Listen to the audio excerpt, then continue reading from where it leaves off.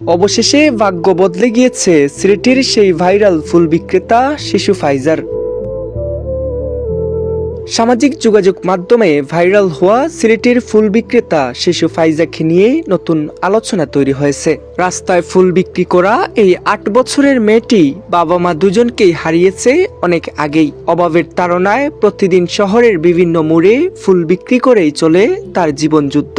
Pfizer গল্প ও ছবি সামাজিক মাধ্যমে ছড়িয়ে পড়তেই বিষয়টি নজরে আসে নেটিজেনদের। অনেকেই মেয়েটির পাশে দাঁড়ানোর আগ্রহ প্রকাশ করেন। এর মধ্যে সবচেয়ে আলোচনায় উঠে আসেন সিলেটের তরুণ সমাজসেবক জকিগঞ্জের ফাহিম আল চৌধুরী।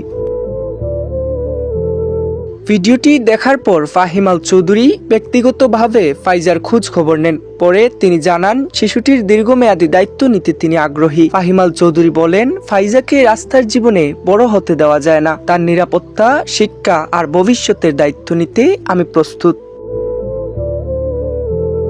স্থানীয় কয়েকজন জানান, ফাইজা প্রতিদিন একই জায়গায় ফুল বিক্রি করে। মানুষজনের সঙ্গে ভদ্রভাবে কথা বলেই তাকে সবাই সহজেই চিনে ফেলেছেন। তার অবুঝ মুখ ও কষ্টের গল্প অনেককেই ব্যথিত করেছে। সামাজিক যোগাযোগ মাধ্যমে ফাহিম আল চৌধুরীর এই উদ্যোগ ব্যাপক প্রশংসা কুড়াচ্ছে। অনেকেই মন্তব্য করেছেন, একটি শিশুর ভবিষ্যৎ বদলে দিতে একজন মানুষের সদিচ্ছাই যথেষ্ট। এই শিশু ফাইজার ভবিষ্যৎ কিভাবে বদলায় সেদিকেই তাকিয়ে আছে